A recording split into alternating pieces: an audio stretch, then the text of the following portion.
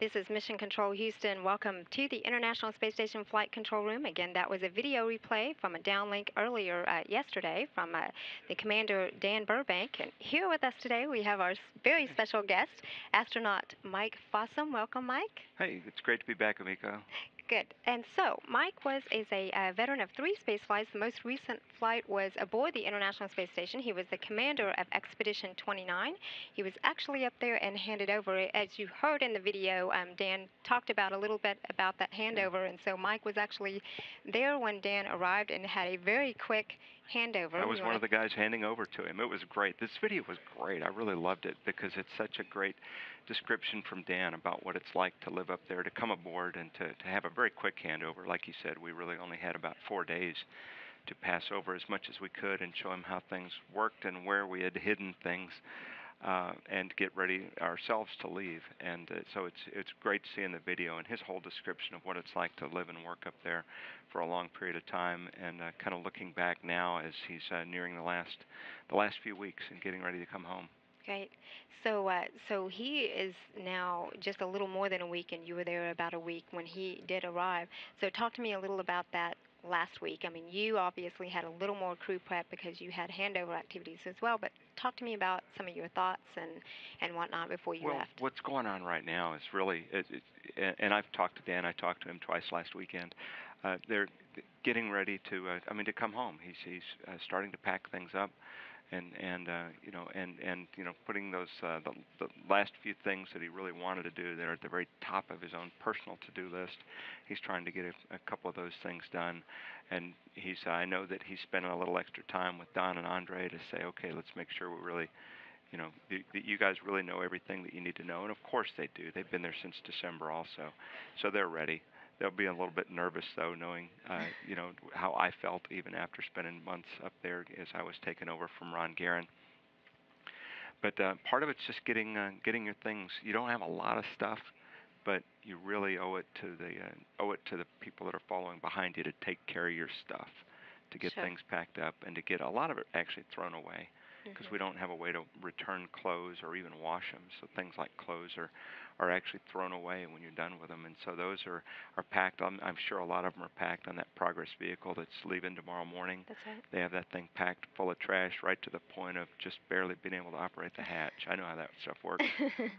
Speaking of, they just closed those hatches and they're performing the leak checks now. Yeah, we'll, that's right. We'll get into some of that in a little bit. So let's talk about some of these activities that are taking place on the International Space Station. I think the last time you and I talked, there was a lot going on. It seems like there's a lot going on today. There's always a lot going on. That's what I'm beginning to understand here. Right. So first of all, Commander Burbank is working on a remove and replacement of the hydrogen sensor, and this is of the oxygen generator system. Right. Can you talk to me a little about that? Well, yeah, this system takes water and then through a hydrolysis, it splits the water into hydrogen and oxygen, and we have to make sure that those stay separated. And there's a hydrogen sensor in there that needs to be replaced periodically. And it's kind of a fussy procedure with a lot of odd things that we don't use very often. Something that I'm excited about today is that the ground has prepared a training video, which is actually inserted right into the beginning of his procedures to open up a little 5-minute video as refresher training. And I think this is going to be really, really valuable. It's going to help us be more efficient on orbit, to have just this little video thing similar to today.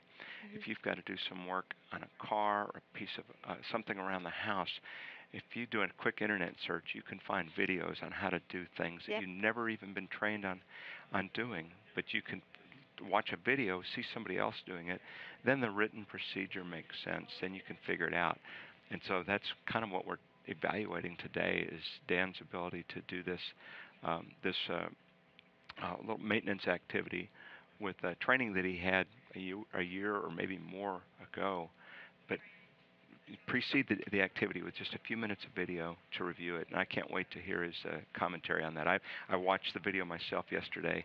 I did this procedure also on orbit while I was there. So did you find it And useful? I think the video is going to be great. I can't wait to hear what the crew has to say about it. That's a great idea, and I can't imagine that wouldn't be useful to them. So it's it'd great. be good to hear from that. And I know they have about 3.5 hours scheduled of work time to do that. So it does sound like tedious Oh, I work. bet Dan's done in 2.5.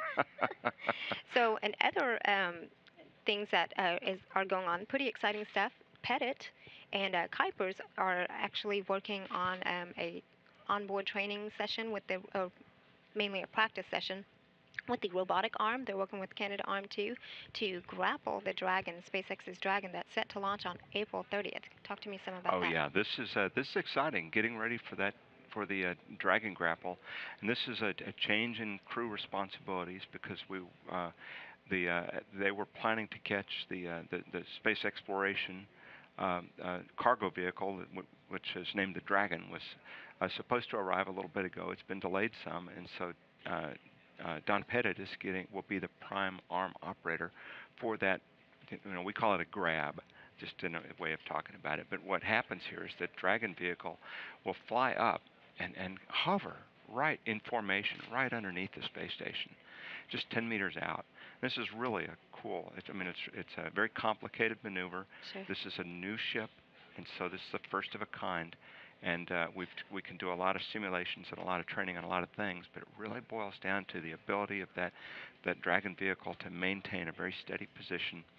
And then Don, with Andre's assistance, will be using the SSRMS, the big space station arm built in Canada, to reach out and grab the grapple fixture, a little pin that's on the spacecraft and then they will, once they get it on the arm, then they'll be able to maneuver it and install it. So what they're doing today is actually flying the big arm, manual flying, and this is great stuff because it's real flying. And there's a target on the side of the space station, and they're setting the arm up so it's not directly over that target. It's at an offset, so the crew has to manually fly the arm to get it centered up and then fly in over the pin, and that's exactly the kind of maneuver they'll be doing on about May 2nd or so, when the Dragon vehicle is up there ready for the grab. Sure. And I understand this is the third time for the station arm to be used to actually grapple a free-flying spacecraft, so that's pretty exciting as well. And I understand now the mission itself of Dragon, can you talk to me about that? Is basically to see, to test whether we can fly commercial spacecraft up to the International Space Station. So this is a big test for us. Yeah, the first two free flyers were Japanese HTV vehicles, and Nicole Stott and Katie Coleman were the prime arm operators for those two grabs. And so this is the third vehicle, but it is a different. It's the third time we do this kind of operation, but it is a different vehicle, and so everybody looks forward to just seeing how it performs as it gets in close. Right. And this is also the first of the U.S.-built commercial cargo vehicles, which were built specifically to bring cargo up to the space station by a U.S. carrier. That's the first time we have that. We have the Russian Progress, the Japanese HTV, and the European ATV, which we have the third of the ATV vehicles is docked to the station right now. So this is now the next U.S. capability, the SpaceX Dragon, and hopefully followed soon by the orbital Cygnus in a few months also. So talk to me a little about supplies, the importance. food, clothing, medical equipment, new experiments, those kind of things. I don't have the numbers on the tip of my tongue, but it's over 1,000 pounds of equipment that's coming up in the on the Dragon. Oh, that's great. Well, and so it is important. So that's what I was going to ask you, is just to describe the importance of that, and obviously it's very important. We have different ways of getting cargo up there, but we need to get this next capability online, and it's been a real challenge for the private companies that have been very anxious to get into this business, and with NASA's support and encouragement and financial incentives, these companies are coming into the business, into the game, and they're ready. That we've had the flight readiness reviews earlier this week, and it's exciting times as we're moving forward to this. Great. Well, we're all excited and looking forward to that. So also, while we're talking about the coming of a vehicle, let's talk about the going of a vehicle. So we also have a spacecraft, Progress 46P. You mentioned earlier, filled up with trash till it's about to buckle. They have closed the hatches, and they are performing the leak checks, and that is to performing the leak checks is Shkaplerov and Kononenko, and explain a little about what they are doing, those final closeout activities? Well, first of all, you need to pack the thing up, and when you're doing that, also maintaining the proper distribution of the stuff in it, or the mass to or the center of gravity, because it needs to fly as a free-flying vehicle. It doesn't land, but it needs to fly safely, and so it needs to be packed so that the control system knows how to handle it.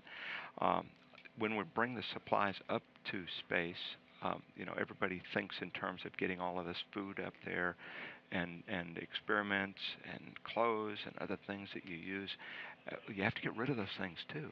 Yeah. And indeed, I mean, our storage, our ability to store more stuff on the space station is limited. Because you reach the point, it's kind of like that garage that's overpacked and multi-layers deep, so you can't find the thing you're looking for when it's time to go find that spare part to do a repair or do some work, or even find the food containers that you're supposed to be opening up next. And so we have to get rid of stuff. And the different vehicles that are going home now, like the Progress, we say going home, of course, it just burns up. Right. But as well as human waste and other things that are all packed in there. Okay.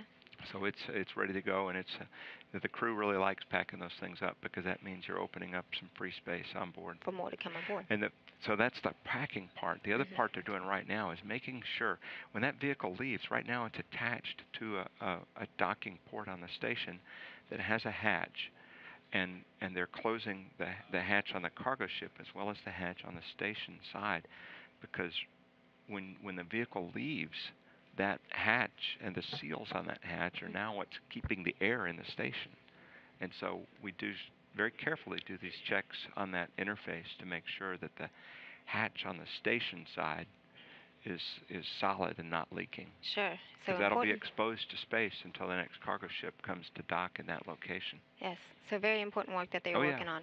So it sounds like we just have nothing but important work up there. So let's talk now about, there's also today, Shkaplerov and Ivanishин are working, while Burbank continues to work on that hydrogen sensor, they are going to be doing some crew departure prep work, and you talked a little about that, but let's talk about something that you did not talk about, and that was the Centaur fit check. That is the anti-G suit, and I think Ivanishин is going to be doing a fit check of that suit today. And talk to me a little about what that is. You bet. Well, in addition to getting your personal stuff taken care of, and part of it is making sure you're ready to ride in the Soyuz spaceship again, and the anti-G suit that we have for high performance jet flying and stuff here, we wear what we just call the G suit, and it's kind of like leggings or pants that have air bladders inside of them, and that's hooked into the jet. So when you're pulling G's, that inflates to help keep the blood from pooling in your legs and causing you to lose consciousness. We don't use a similar system. We don't use a system with air inflation for this Russian spacesuit. We use something that actually uses elastic. They call it the cantaver, and that you pull it on, and it's very tight. And it squeezes particularly the legs and the leg muscle areas to keep to keep those blood vessels from dilating.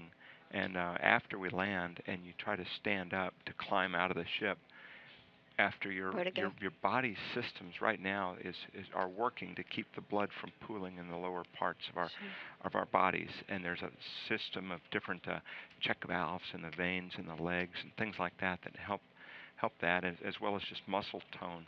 In space, those systems get lazy, and so you need to make sure that you give a little extra support. It's kind of like a support hose, actually, or something you might use for somebody that has varicose veins, to help to squeeze on the extremities, the ankles, lower legs, to keep those veins from expanding. So what they're doing today is a full check of the full system for the guys, putting on that anti-G kind of elastic G suit, as well as then the space suit, and maybe even getting into the seats and making sure that everything fits. And it's a part of getting kind of ready to get in change modes, because they've been they've been a space station crew. They've been living up there for 5.5 months, and they've been taking care of the space station and doing science experiments. And it's time to start changing their way of thinking. It's time to start. They're going to be coming home in another spaceship. They have not spent much time in the Soyuz practicing those procedures that we spend so much time before launch practicing Sure. and drilling and being evaluated. And so now it's part of the whole every day doing a little bit of that kind of work to prepare for the ride home. Sure. And what a ride it is. Oh, what a ride it is. And so that crew that is practicing or preparing for their departure is Commander Burbank and Anton Shkaplerov and Anatoly Ivanishin, and they are set to depart from the station on April 27th. Right. Oh, yes. And also, thank you for that correction on the suits. Kentaur. I said Kentaur. Centaur. You That's know, how I'm working on my Russian, and it's not there yet. So let's go ahead and ask some questions. We have polled Twitter, and we got some questions from the public, and we have a few questions. So thank you very much for sending those to us. First, we'll ask this. The first question comes from Katie Huth Jones. My question: did you see something spectacular from the cupola that you were unable to capture with your camera? First, let's talk about what the cupola is, and then we can answer that question. Well, first I want to say hi to Katie. She's a very old friend, and yours was the first question that popped up. So this will be fun, and I'm glad to answer your question. The cupola is the little cluster of windows that's on the bottom of the station, and it is spectacular. It is such an amazing part of the station. The other windows that we have are pretty much, flush with the outer walls. And most of them point down toward the Earth, which is really cool, but you don't get a good chance to see the horizon.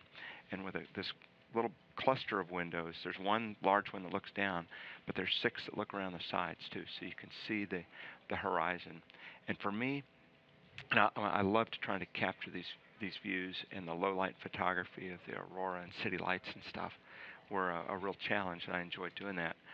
Something that I kept trying to get, and I could never get it right, was to really try to capture the sunrise, because it was just so cool as you're coming across at night and seeing the cities rolling by down below, occasionally shooting stars down below, to see the light as it starts to grow on the horizon as you're coming toward the sunrise, and that light spreads, across your view, across the horizon, and you get the layers of the atmosphere as the light's kind of bending through, and you can see these layers and the colors that grow and grow.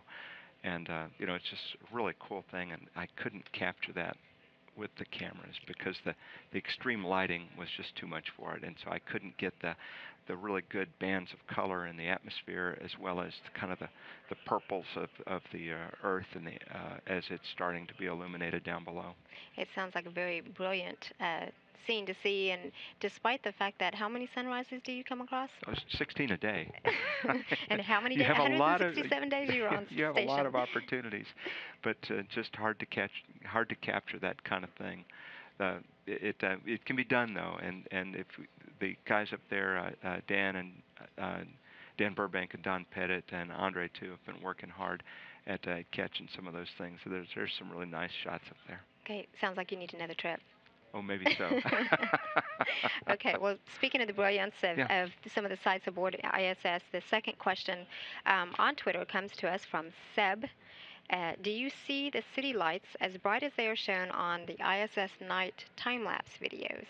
You do. The city lights really show up like that. I had 2 pairs of binoculars in the cupola because you could see the city lights, and it was really cool. And I discovered just with binoculars with a little bit of magnification like that, you can see so many details that really jump out because you have the dark countryside, and then you see these lights, and you can literally see individual cars on roads out there as you realize what you're looking at is the little beam of headlights or streams of cars, so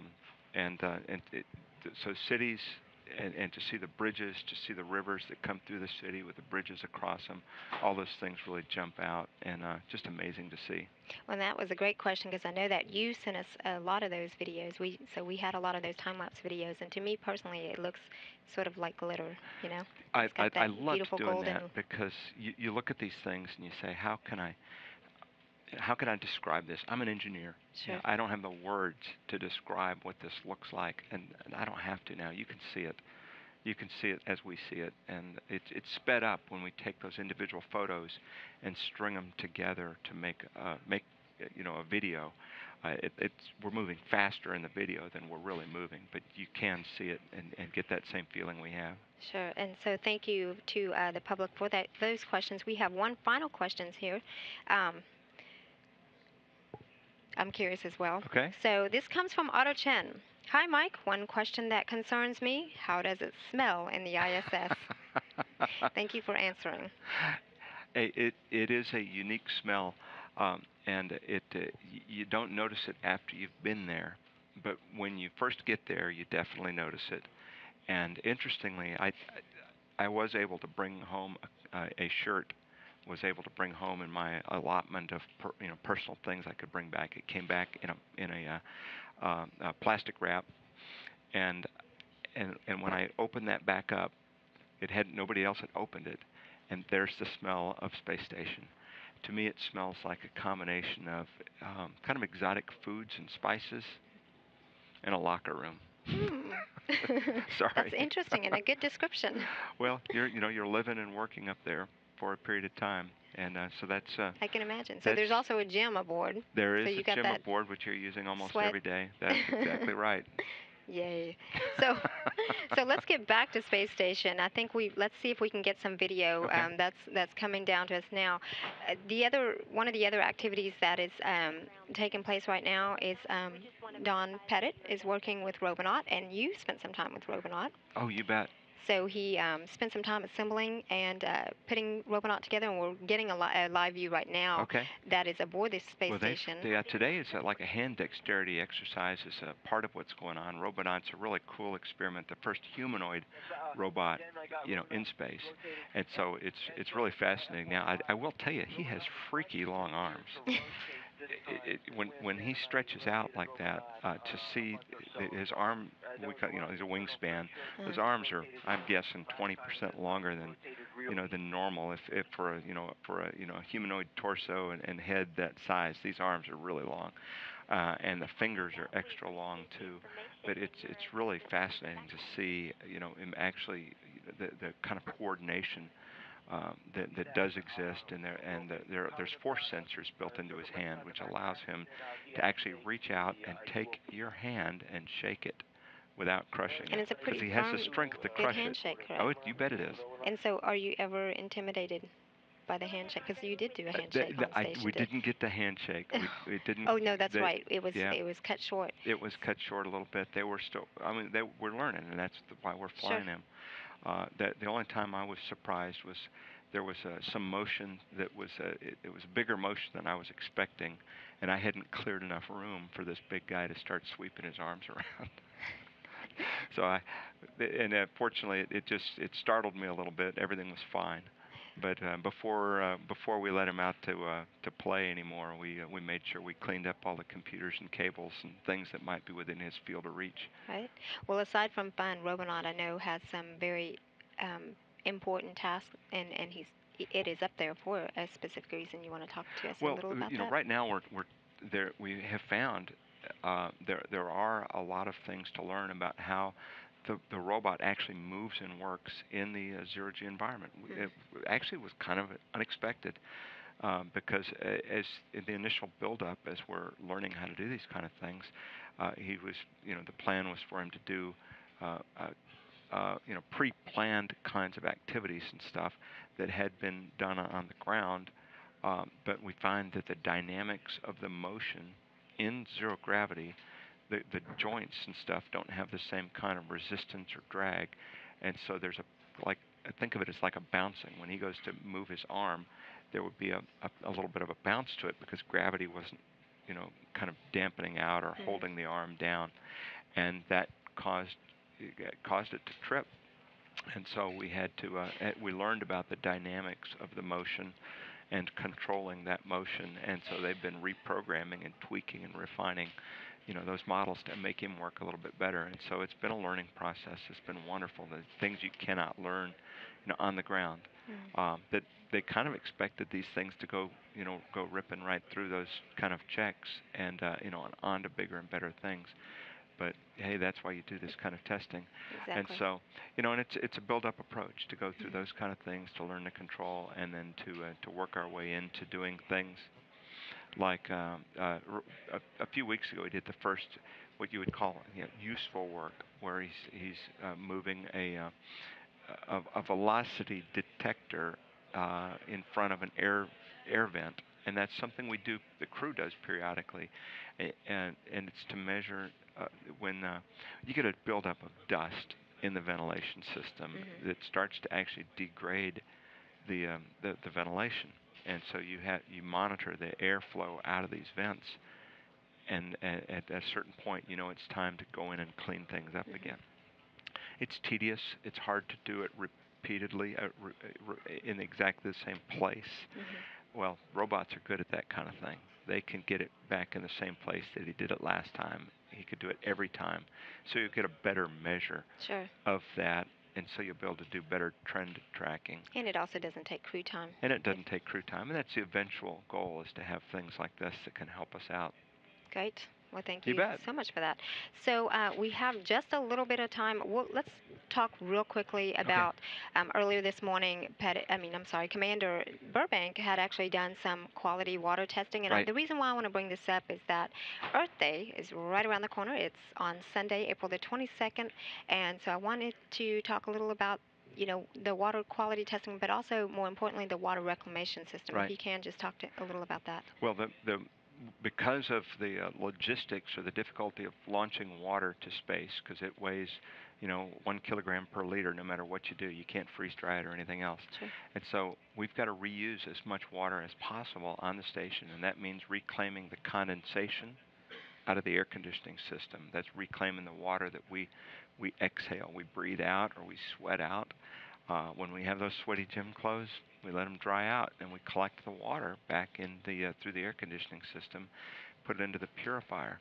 We also we reclaim part of the water out of the urine that we collect. It goes into a system that helps evaporate out part of that water. We don't get all of it, but we get about half of it, and then that has to go through a whole purification system. So you're getting condensation that's dripping out. There's a lot of airflow, picking up things from the atmosphere.